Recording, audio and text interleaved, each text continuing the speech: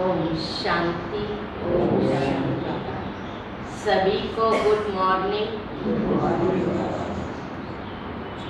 आज की दिल्ली की तारीख है 14 शिव भगवानों और आज सदगुरुवार है। आज सदगुरु बाबा बच्चों का जमा का खाता देख रहा है, कितना जमा हुआ है, कितना फायदा है और कितना घाटा है।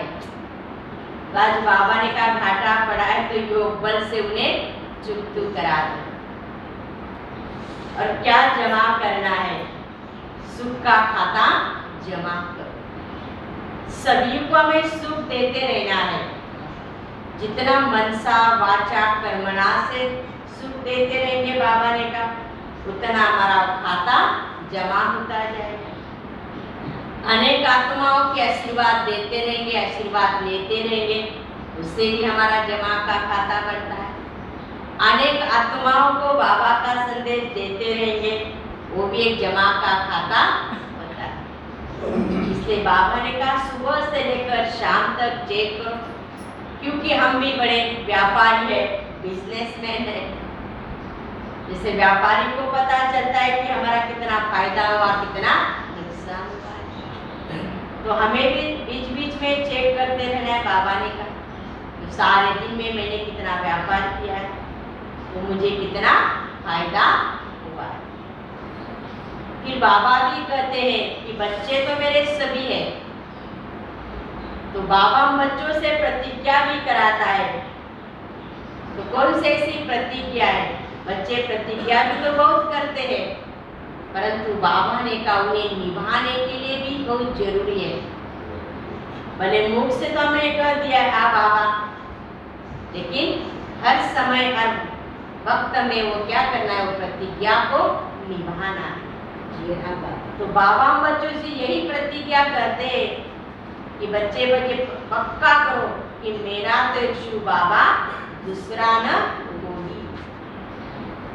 क्योंकि सारे दिन में एक के बजाय दूसरा तीसरा तो नहीं आ जाता है, ये भी चेक करो। और निभाने के लिए भी सच्चा प्यार होना चाहिए, सच्ची दिल होना चाहिए, बाबा पर कुर्बान जाना चाहिए, बलिहार जाना चाहिए। ऐसी हमारी अवस्था हो, बस मैं और मेरा बाबा, ऐसी प्रतिज्ञा करो बाबा ने। तभी तो बाबा भी बच्चों से इतना प्यार करता रहेगा, मदद देता रहेगा। ये बात तो सदगुरुवार है, हम सभी सुनेंगे बाप दादा के महावाक्य। मीठे बच्चे योग बल से घाटे के खाते को चुकतू कर सुख का खाता जमा करो। व्यापारी बन अपना पूरा हिसाब निकालो। क्योंकि दुनिया में भी व्यापारी हिसाब तो रात को निकाल कर सोते हैं ना, कि सारे दिन में कितनी कमाई हुआ, कितना घाटा हुआ, तभी तो उनको पता चलता है ना। बाबा ने कहा दूसरे दिन हमें क्या करना चाहिए।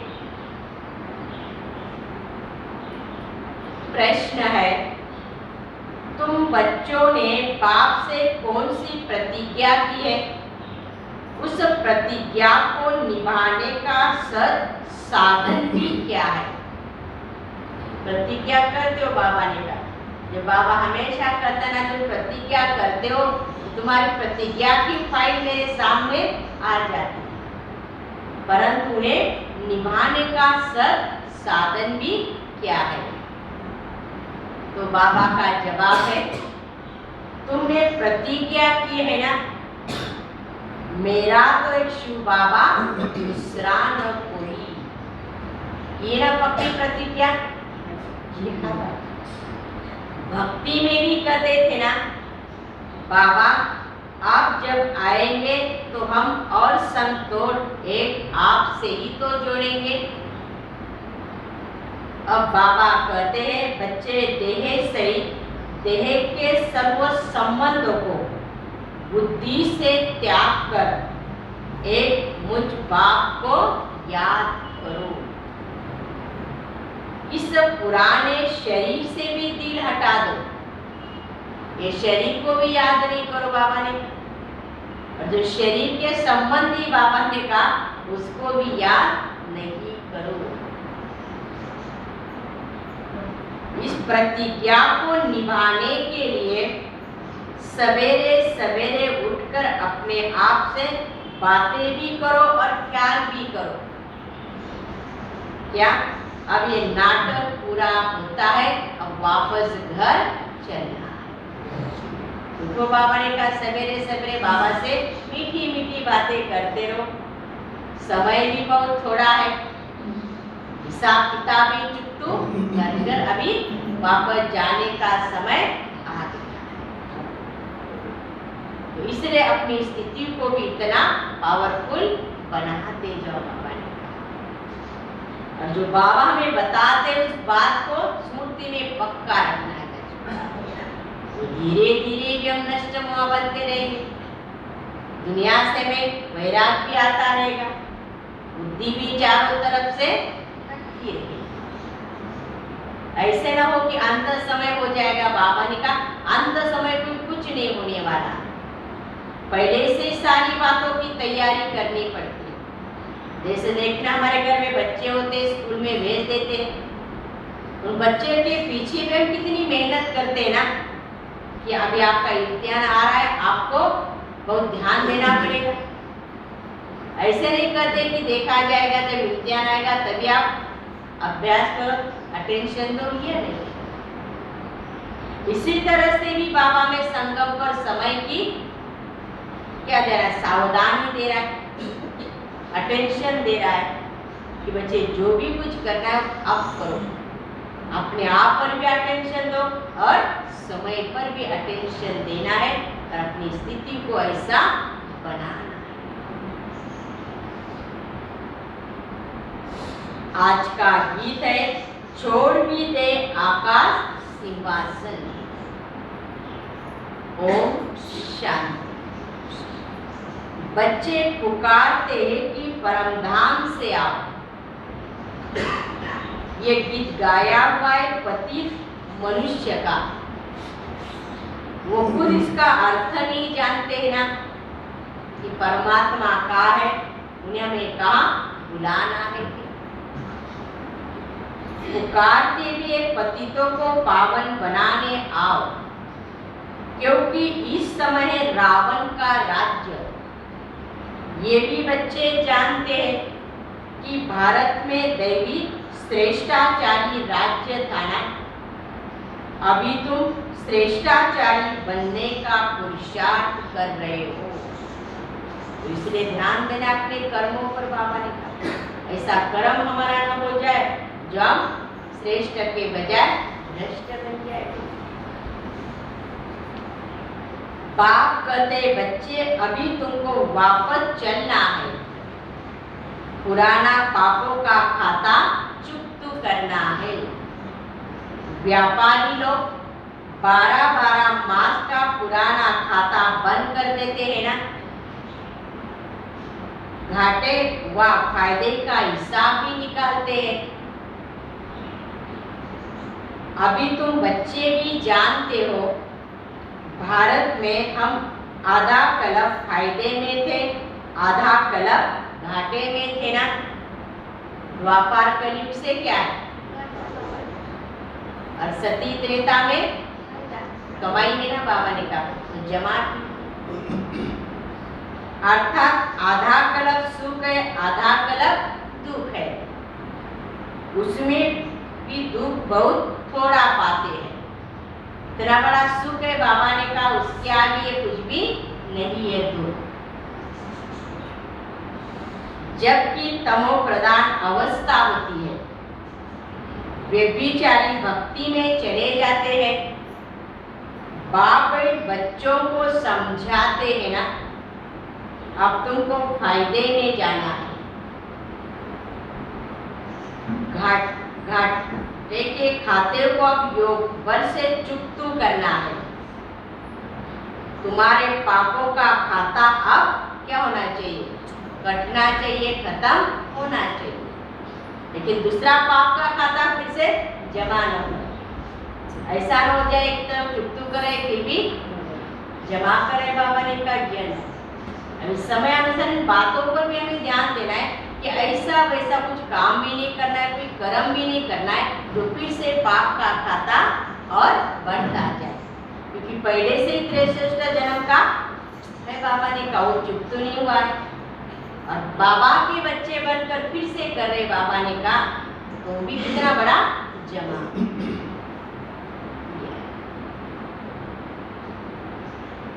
फिर सुख का खाता जमा होना चाहिए।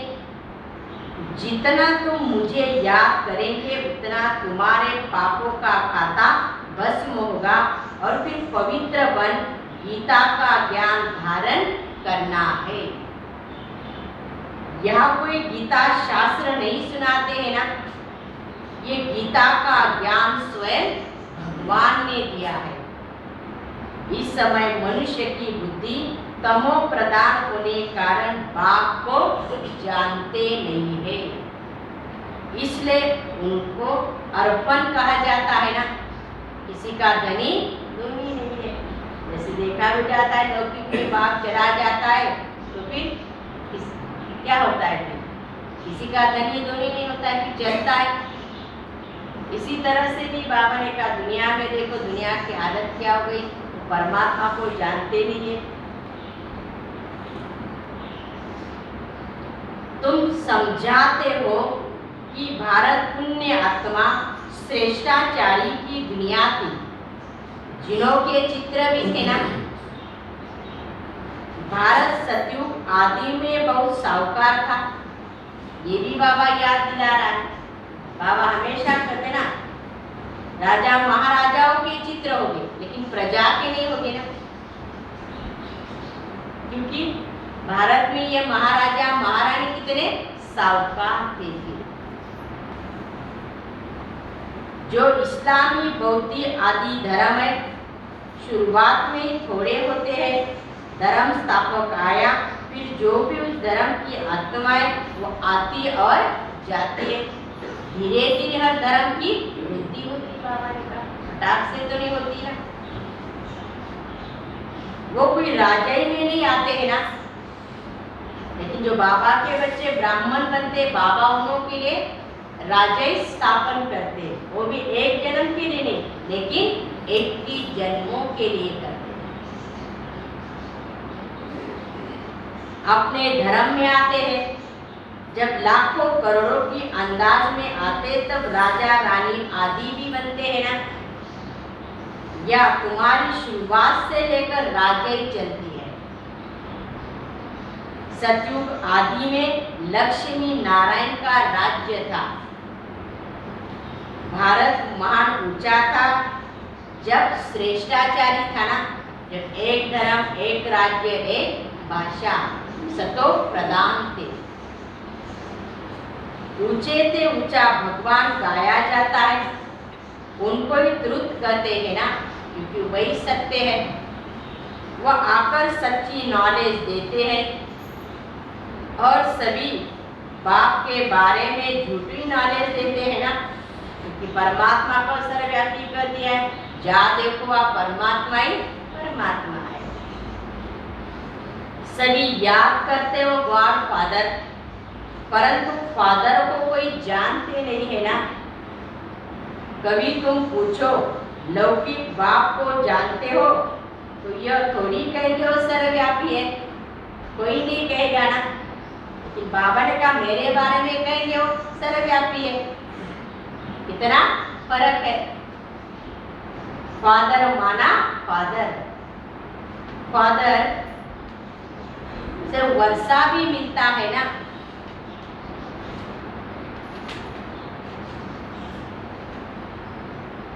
बाप समझाते मैं हूँ बेहद का रचिता, तुम मुझे ही तो बुलाते हैं पति दुनिया में, प्रलय तो नहीं होती है ना।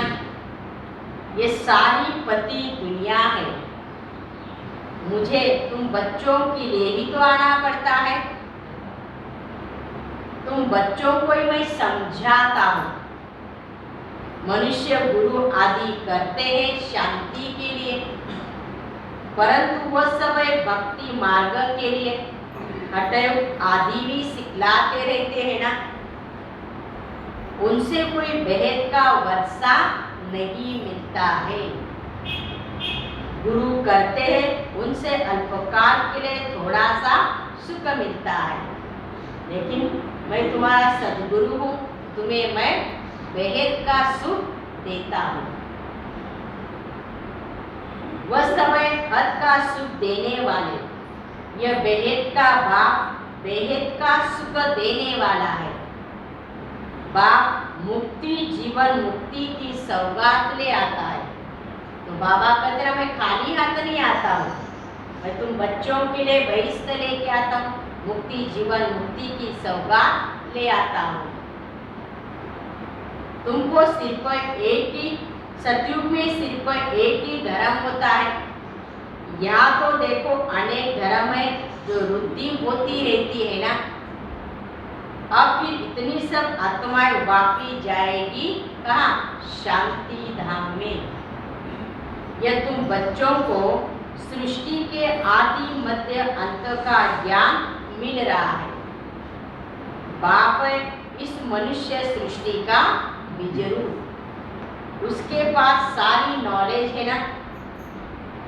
सर्वव्यापी कहने से ज्ञान व भक्ति की कोई बात उठ नहीं सकती। भगवान सर्वव्यापी है तो फिर भगवान की भक्ति करने की क्या दरकार है? जादू को आपने भगवान ही मान लिया, खुद को भी भगवान समझते, फिर भक्ति क्यों करते, उसको याद क्यों करते हैं? भक्ति करते परंतु समझते नहीं है। खत्तर टिककर सबकी भक्ति करते रहते हैं।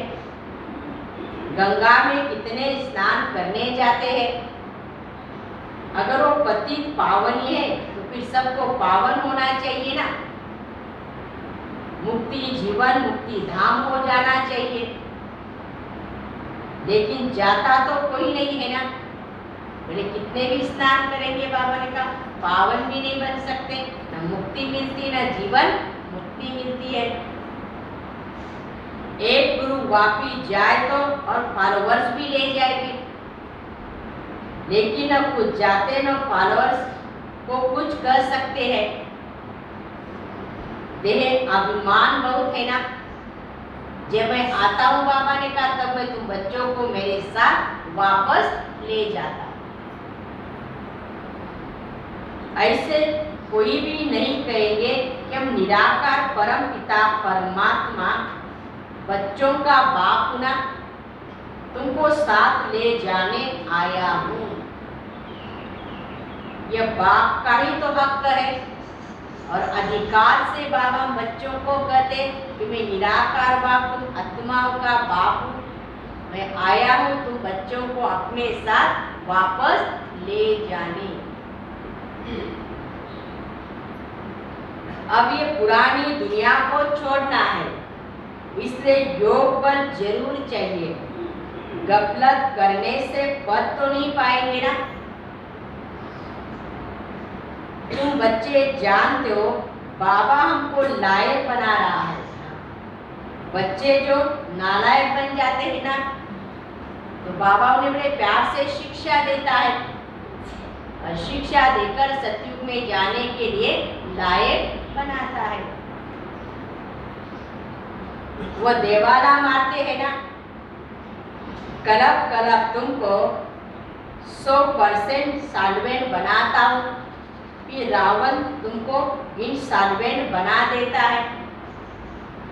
समझते भी है बात ठीक है। अब बराबर कलयुग का अंत भी है ना, सभी को समझ में आया है। बाबा ने कहा समझते भी है, अभी कलयुग है, अंतिम समय चल रहा है, अंत है। सतयुग आदि का संगम है ना। समझो नए मकान की आयु, समझो मकान की आयु 100 वर्ष है। अगर 25 वर्ष बीत गए तो 1/4 पुराना हुआ ना। 50 वर्ष हो गए तो पुराना नाम रख देंगे। ये भी 4 भाग रखे जाते हैं ना, सतो रजो तमो। अब फिर ये पुरानी दुनिया से नई दुनिया होगी ना, वह सारी दुनिया को नया जन्म मिलता है। यह दुनिया ही पुरानी है। बाप कहते हैं अब मैं आया हूँ नया जन्म दे रहा हूँ। पुरानी दुनिया से नई हो रही है ना, तुम आए हो राजयोग सीखने। तुम भी जानते हो इस ड्रामा के अंदर हम एक्टर हैं, पाठधारी बनकर पाठ बजा रहे हैं। हम आत्मा भी शरीर लेकर या पाठ बजाने आई हूँ। दुनिया में यह नहीं जानते हैं ना, अपने को एक्टर समझे तो क्रिएटर डायरेक्टर का भी जान जाए फिर कि क्रिएटर कौन है, डायरेक्टर कौन है।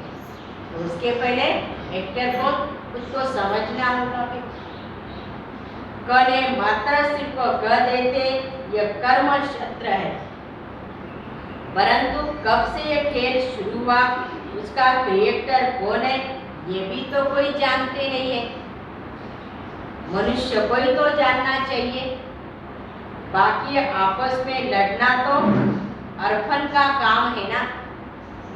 देवता को अर्पण नहीं कहेंगे ना, वहाँ कोई लड़ना झगड़ना होता नहीं। कहा सतयुग। या तो देखो बच्चे बाप को भी मार देते हैं। सभी भ्रष्टाचारी पति थे ना, इसलिए दूध देते रहते हैं। आधा कल्प संपूर्ण निर्विकारी देवी देवताओं का राज्य था। अभी तो एक भी संपूर्ण निर्विकारी नहीं है। क्या है? संपूर्ण विकारी। अभी बाप तुमको श्रीमत देते हैं ना, यह पुरानी दुनिया अब खत्म होने वाली है। मैं आया हूँ नई दुनिया स्थापन करने। तुम प्रतिज्ञा भी करते हो ना, बाबा आप आएंगे तो हम और संग तोड़ एक आपके संग आपसे संग जोड़ेंगे। बस मेरा तो एक शिव बाबा दूसरा न कोई। अब बाप आया है, कहते हैं बच्चे यह देह से ही देह के सभी संबंधों का त्याग कर मुझ बाप को याद करो। इसमें ही क्या है? बड़ी मेहनत है ना। कहते हैं बाबा जानते हैं ये जो मित्र संबंधी आदि है ना, ये सब मरे पड़े हैं। हम जानते हैं सारी दुनिया मर पड़ी है, परंतु प्रैक्टिकली अनुभव होना चाहिए। बाबा ने कहा अरे मुख से नहीं बोले दुनिया मर पड़ी है, लेकिन अंदर से वैराग की भावना भी होना बहुत जरूरी है। ये शरीर भी खत्म हो जाएगा, पुराना है ना। अब हम पुराने शरीर छोड़ नए में जाएंगे। पुराने शरीर से दिल हट जानी चाहिए। अभी हम गए कि गए, कहा हमारे राजा पुरानी दुनिया भस्म होनी है। बाबा समझाते सवेरे उठकर ऐसे ऐसे ख्याल करो। अभी नाटक पूरा होता है, हमको वापस जाना है। अब एक ही बाप की श्रीमत पर चलना है। अभी नई दुनिया में जाना है, इसलिए जीते जी सबसे बुद्धियोग तोड़ एक बाप से जोड़ना है। मरने के बाद नहीं, जीते जी सभी के साथ रहो, लेकिन बुद्धि बाप से लगाओ। इसमें बड़ा अभ्यास चाहिए। अभ्यास के लिए बाबा कहते सवेरे उठो। दिन में तो शरीर निर्वाह कर्म करना होता है, रात का अभ्यास बुद्धि को पाता है। जितना टाइम मिले बाबा को याद करते रहो। बाप की याद में तुम कितना भी पैदल करते रहो, दिल्ली तक पैदल जाओ तो भी थकेंगे नहीं। इतनी परमात्मा की याद में बड़ी शक्ति है। तो बाबा ने कहा भले तुम सारे दिन में कर्म कर रहे हो तो बीच बीच में हम थक जाते हैं ना, लेकिन बाबा ने कहा अगर कर्म कर रहे हो लेकिन वो बाबा की याद में होना बहुत जरूरी है। अगर तुम बाबा की याद में करते रहेंगे तो आपको थकावट नहीं होगी, बाबा मदद करता रहेगा, शक्ति देता है।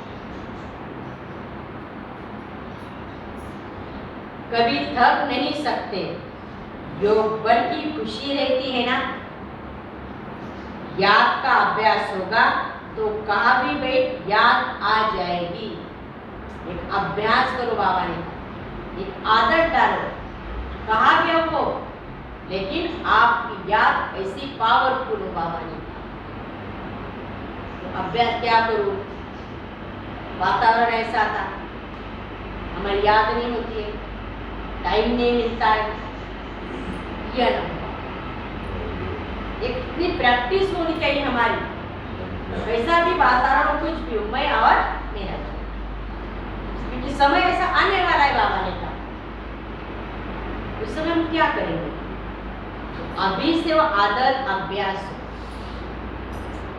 मन बुद्धि को एकाग्र होकर काफी है।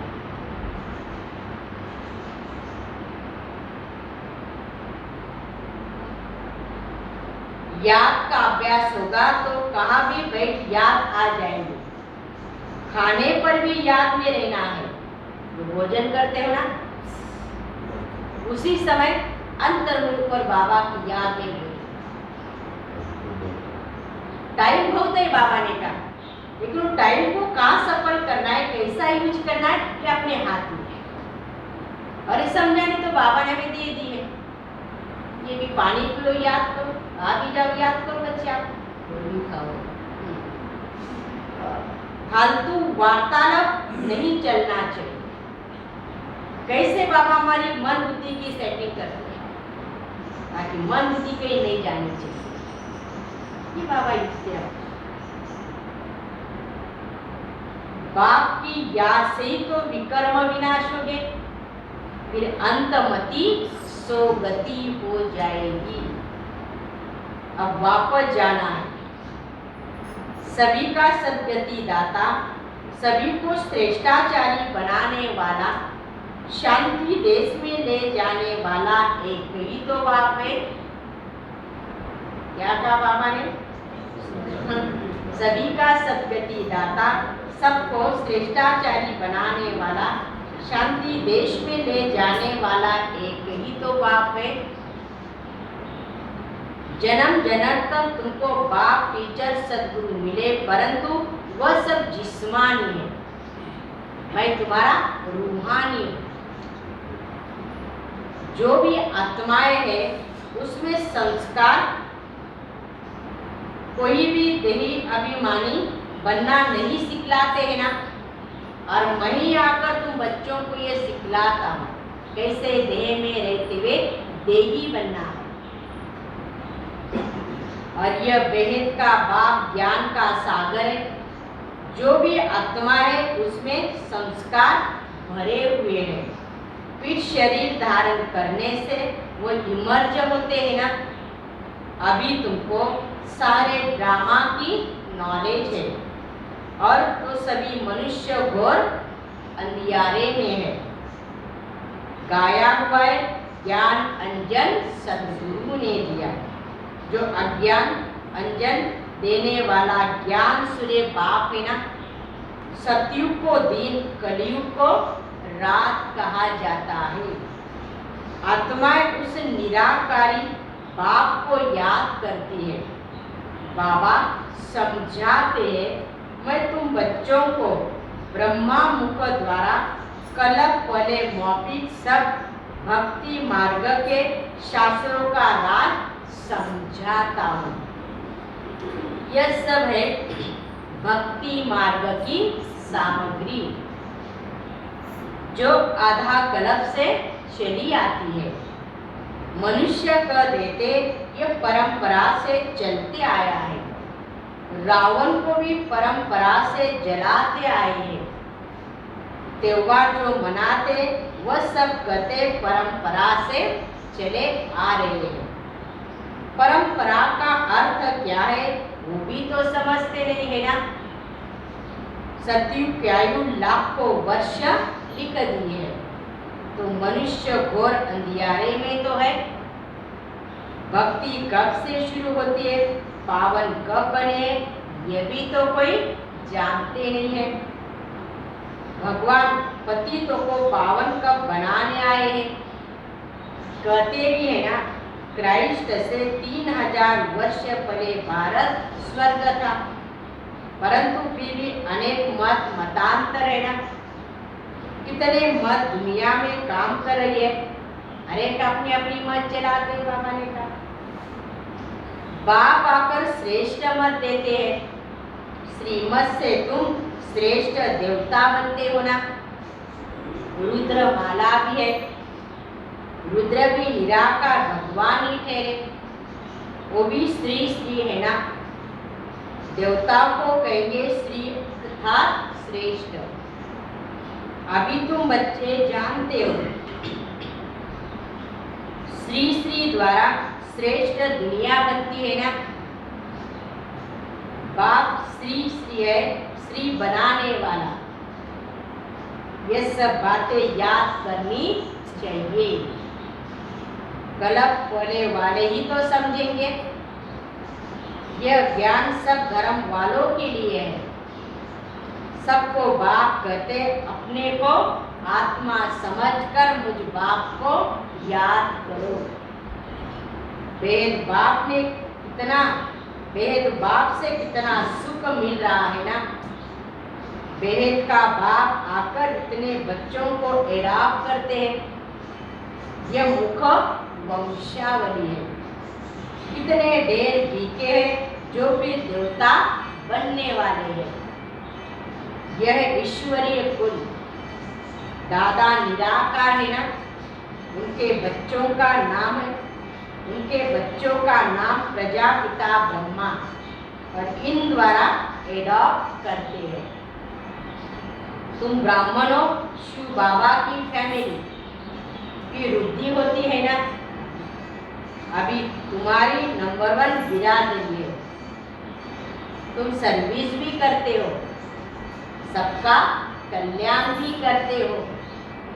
तुम्हारा जल यादगार एक पूरे मंदिर बना हुआ है ना। कौन सा? दिलवाला मंदिर। या तुम चैतन्य में बैठे हैं ना। जानते हो हम फिर से स्थापना करते हैं। भक्ति में हमारे यादगार मंदिर भी बनेंगे ना। शिव बाबा ना होता तुम कहाँ होते थे? बाबा ने क्या कहा? शिव बाबा ना होता बच्चे तुम कहाँ होते? भले शादा में होते, लेकिन कोई कहाँ होता, कोई कहाँ होता। लेकिन जब बाबा मिल गया तो बाबा ने सबको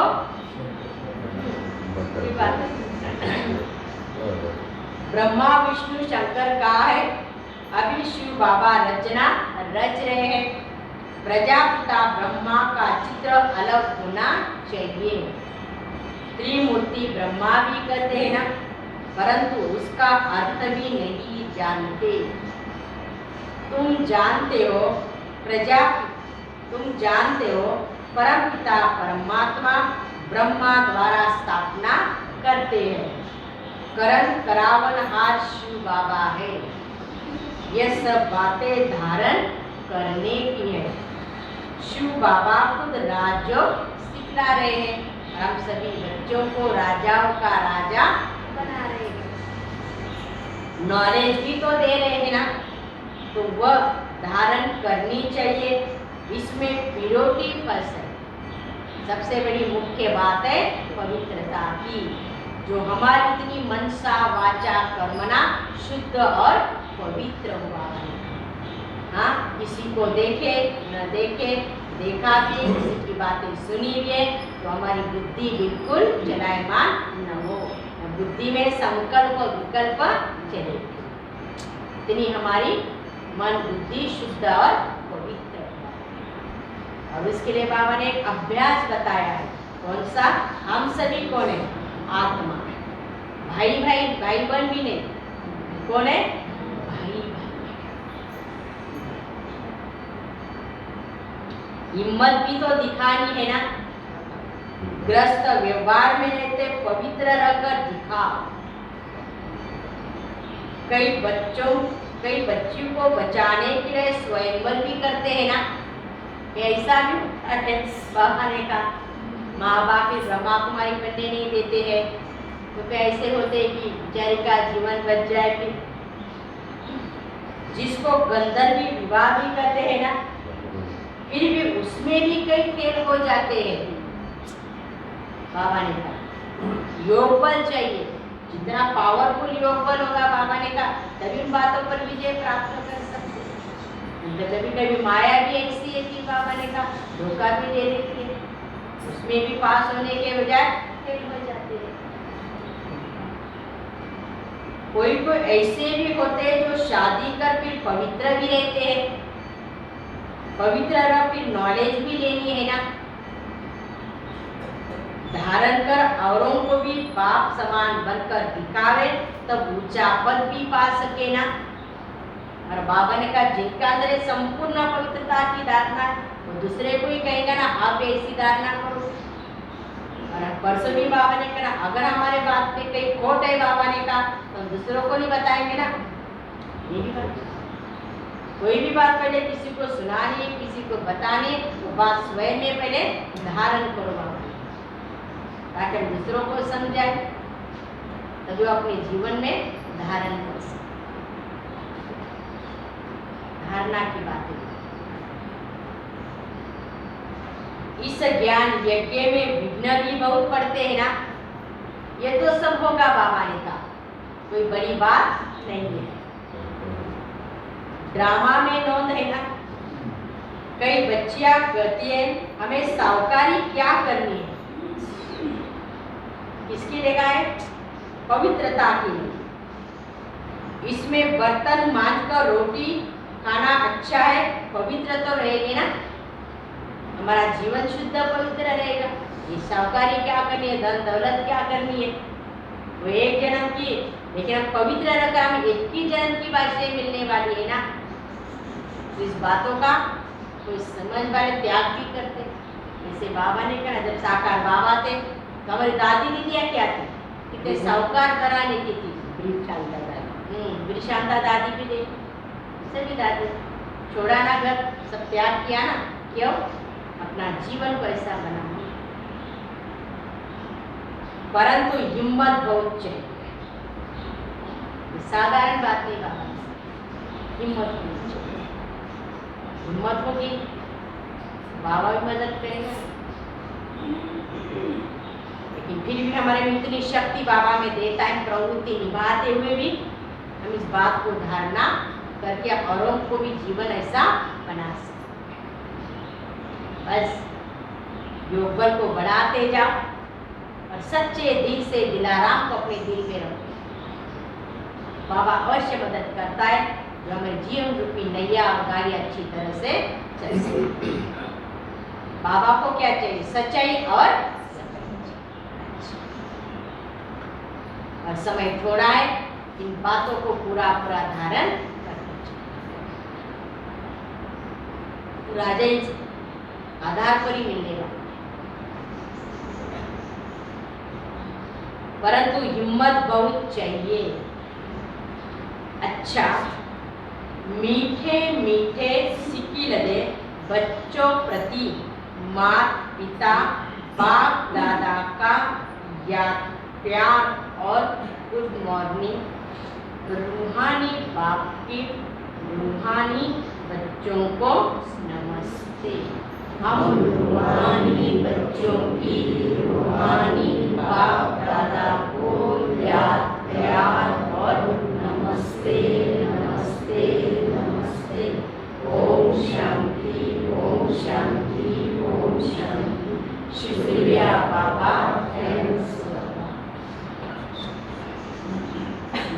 भावना के लिए मुख्य सार। पहली पॉइंट, भोजन करते समय याद में रहना है।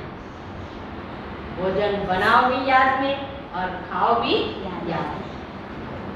फालतू वार्तालाप नहीं करनी है। याद से पापों का खाता चुकतू है। दूसरी पॉइंट, दिन में शरीर निर्वाह अर्थ कर्म कर रात को जागकर अपने आप से बातें करनी है। ख्याल करना है यह नाटक पूरा हुआ, अब हम वापस जाते हैं, इसलिए जीते जी ममत्व मिटा देना है। आज का वरदान, डबल नशे की स्थिति द्वारा सदा निर्विघ्न बनने और बनाने वाले विश्व परिवर्तक भव। मालिक सो बालक है, जब चाहो मालिकपन की स्थिति में स्थित हो जाओ और जब चाहो बालकपन की स्थिति में स्थित हो जाओ। यह डबल नशा सदा निर्विघ्न बनाने वाला है।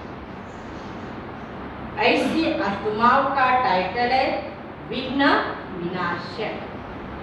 लेकिन सिर्फ अपने लिए विघ्न विनाशक नहीं, सारे विश्व के विघ्न विनाशक, विश्व परिवर्तक हो।